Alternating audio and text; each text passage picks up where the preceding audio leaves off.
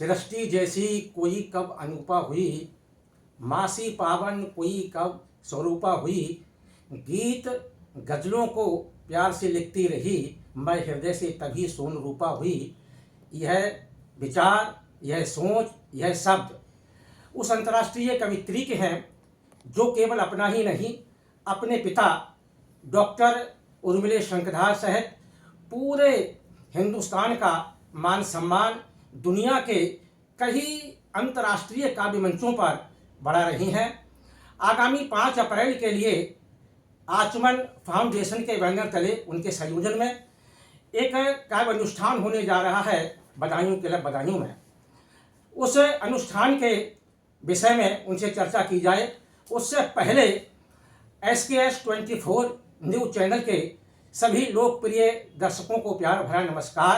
आइए चलते हैं और मिलवाते हैं ऐसी उस स्वरूप कोकिला से जिसने एक संकल्प लिया है यहाँ की प्रतिभाओं को आगे बढ़ाने का। धन्यवाद कामेश जी। नमस्कार। नमस्कार नमस्कार।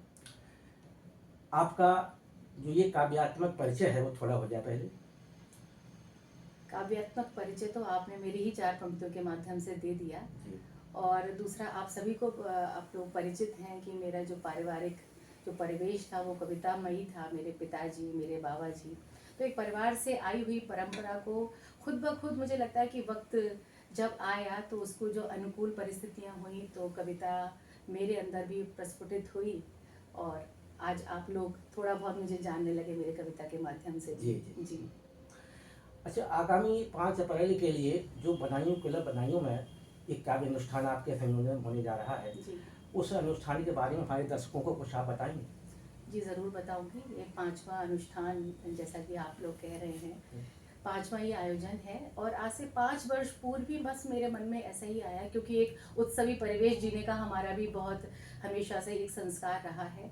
और दूसरी बात, कविता, कोई भी कला, कोई भी संस्कृति हमारे जो जीवन को बहुत पूर्णम रखती है। जी। ऐसा आप भी जानते होंगे, बहुत सारी भौतिकताएं हमारे जीवन में जब संलग्न हो जाती हैं तो ऐसा लगता है कि इनकी हम कांधे पर अगर सिर रख दें तो बहुत सुकून मिलता है।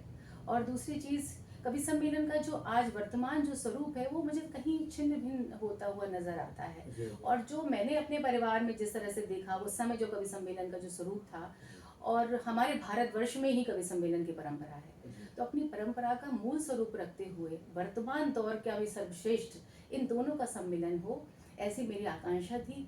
तो इस वजह से मैंने इस मंच की स्थापना की, और इसके माध्यम से न केवल कवि सम्मेलन बल्कि हम पुस्तक वीथिका का भी इस बार आयोजन कर रहे हैं, जिसमें बदायूं रोहिलखंड के जो भी साहित्यकार हैं, जिन्होंने कविताएं रचनाएं जिनकी आई हैं पत्रिकाओं में, या फिर उन्होंने किताबें उनकी पब्लिश हुई हैं, तो उनका भी प्रदर्शन होगा उस मंच के साइड में। हम जिस तरह से उसको मतलब रखने का प्रयत्न करेंगे। और दूसरी चीज़ ये है कि हम साल भर भी बहुत सारे प्रतियोगिताएं ऐसी आयोजित करते रहते हैं जिससे नई प्रतिभाएं हमारे सामने आए। उसमें से एक प्रतिभा जो उदयपुर से हैं, रश्मि शर्मा जी, उनको हम मंच पर स्थान देंगे।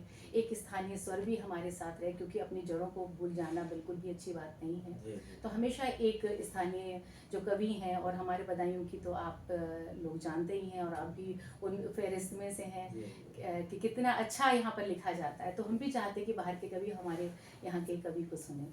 तो इस तरह से हमारी फेहरिस्त बहुत अलग होती है। साहित्य और मंच जिस तरह से दूर होता गया कि मंचीय कविता अलग, साहित्य अलग, ऐसा नहीं होना चाहिए। तो इन दोनों का भी सम्मिलन हो, ये भी हमारी आकांक्षा है। तो और पुस्तकों का प्रकाशन भी हम लोग कराते हैं, जो थोड़ा सा अक्षम हैं, जो लोग नहीं अपनी किताबें प्रकाशित करा सकते हैं।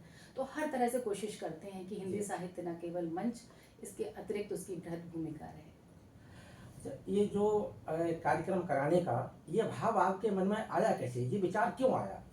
अभी मैंने अपने उत्तर में जो बताया कि कवि सम्मेलन का जो मंच जिस तरह से अभी मुझे लगा कि रूप थोड़ा परिवर्तित हो गया। जो पहले का रूप था वो मुझे बहुत सुहाता था। मेरे पिता डॉक्टर उर्मिलेश, जिनका आपने जिक्र किया, जिस समय वो मंच पर जाते थे, वो सोम ठाकुर जी और उदय प्रताप जी, नीरज जी, जिस तरह के वो सारा बने, शिशुपाल सिंह, निर्धन, और मैं वीडियोस भी जब देखती थी, पता नहीं मेरा मन होता था कि मैं उसी दौर में जाऊं। और जब अभी मैं मंचों पर जाती हूँ, और ईश्वर की बहुत बड़ी कृपा है कि बहुत अच्छे मंचों पर मुझे जाने का अवसर मिलता है।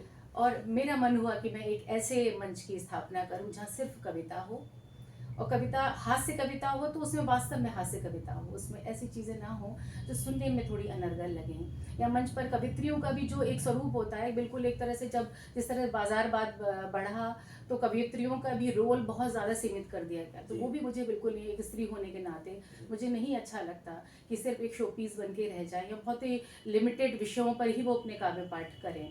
तो ये मेरा मन था कि मैं मतलब ज़्यादातर कवित्रियों को भी थोड़ा स्थान दूं और जो वास्तव में मौलिक लेखन करते हैं, कवि कवित्री, इस तरह के लोगों को हमारे मंच पर जगह मिले और हमारा शहर उन लोगों को सुने। अच्छा, ये जो 5 अप्रैल के लिए जो कार्यक्रम आपके संयोजन में होने वाला है, तो दर्शकों को कुछ को बताएंगे कि इसमें कुछ बाहर से ऐसे नामचीन कवि हैं जो आ रहे हैं, उनके नाम आप दर्शकों को बता दें तो ठीक रहेगा। बिल्कुल बताऊंगी। हर वर्ष हम एक आचमन सम्मान देते हैं। अब जैसे मैं आचमन का जो उद्देश्य है वो ये भी है कि अपने वरिष्ठों का सम्मान, क्योंकि मुझे ईश्वर ने जो मुझे दिया उसका भी मुझे मतलब मुझे भी उसका प्रतिदान देना चाहिए, ये मेरे मन में भावना है। तो वरिष्ठ कवि का एक सम्मान, जैसे पहले हमने संतोषानंद जी को सम्मानित किया था, हरिओम पवार जी को सम्मानित किया, उदय प्रताप सिंह जी, यश मालवीय जी। अब इस बार हम डॉक्टर शिवम अंबर जी को सम्मानित कर रहे हैं आचमन सम्मान से। इसके अतिरिक्त इस समय बहुत वायरल हैं और बहुत ही पुष्ट गीतों के रचयिता स्वयं श्रीवास्तव जी उन्नाव से वो आ रहे हैं, आयुषी राखेचा जोधपुर से। बहुत ऐसे चेहरे हैं जो बनाए हुए कभी नहीं सुने, और कोशिश मेरी यही रहती है कि ऐसे ही चेहरे आए। रामायण थर द्विवेदी अयोध्या से हैं, रश्मि शर्मा जिनका मैंने अभी जिक्र किया था, नदीम शाद बहुत अच्छे शायर हैं, उनको आप सुनेंगे। मोहित शौर्य भोज के कवि हैं। सर्वेश तिवारी श्रीमुख, वो बिहार सीवान से हैं वो, और उनका लेखन मुझे बहुत पसंद आया, और वो भी बिल्कुल अपरिचित हैं कवि सम्मेलन के मतलब क्षेत्र से, और बिल्कुल नया नाम है। तो कोशिश ये रहती है कि हम ऐसे लोगों को सुनवाएं जो मतलब बहुत कम मतलब लोगों ने अभी सुना है। तो एक आध नाम जरूर ऐसे रहते हैं। कुमार आशीष जी स्थानीय कवि के रूप में हमारे बीच मौजूद हैं। एक आध नाम शायद मैं इसके पर ही डॉक्टर मालविका हरिओम, वो लखनऊ से हैं, बहुत अच्छी कवित्री हैं, शायद यही है। अच्छा, ये जैसा देखा गया है कि बदायूं क्लब बदायूं से जुड़े हुए जितने भी श्रोता हैं, ये सभी कविता के बड़े रसिक प्रेमी हैं जी। तो आप अपने फाउंडेशन की तरफ से इन श्रोताओं को कुछ कहना चाहेंगे? बिल्कुल कहना चाहूँगी। मैं चाहती हूँ कि आप सभी लोग अपने इस आयोजन में आए। मैं अपना आयोजन ये बिल्कुल नहीं कहती हूँ, ये इस शहर का आप सबका आयोजन है, और आप लोग मेरा साथ दीजिए उसमें आकर भी, और अपना आशीर्वाद मेरे बड़े मुझे दें, मेरे छोटे मेरे साथ चलें। मेरा ऐसा मानना है कि आचमन फाउंडेशन सिर्फ हमारा आयोजन नहीं है, हमारा फाउंडेशन नहीं है, आप सबका। क्योंकि जहाँ कुछ अच्छा हो रहा हो वहाँ पर ज़रूर अपना साथ देना चाहिए, क्योंकि इस धरती को, इस दुनिया को, हमारे पूरे मतलब समाज को ऐसी सोच की, ऐसे आयोजनों की बहुत आवश्यकता है। इस समय हमारा जो समय है, बहुत बुरे समय से हम लोग गुजर रहे हैं। एक तरफ युद्ध हो रहा है, प्रेम की कमी है, असंवेदनशीलताएं इतनी ज़्यादा बढ़ती जा रही हैं। तो कविता, कला, संस्कृति हम सबको बहुत जल सिक्त रखेगी, नम रखेगी। आप लोग ज़रूर आएँ। मैं आप सबसे गुजारिश करना चाहती हूँ, बहुत मन से गुजारिश करना चाहती हूँ, आप सब सादर आमंत्रित हैं। अच्छा, ये जो कार्यक्रम है इसका कोई किसी तरीके का शुल्क रखा गया है नहीं, या निःशुल्क है? बिल्कुल नहीं है। इस चीज़ का क्या शुल्क होगा? ये तो खुशबू है, खुशबू को कभी रोकना नहीं चाहिए, कहीं हम उसको कैद नहीं कर सकते। आप सब लोग आएंगे और मुझे बहुत प्रसन्नता होगी, और कोई शुल्क नहीं है।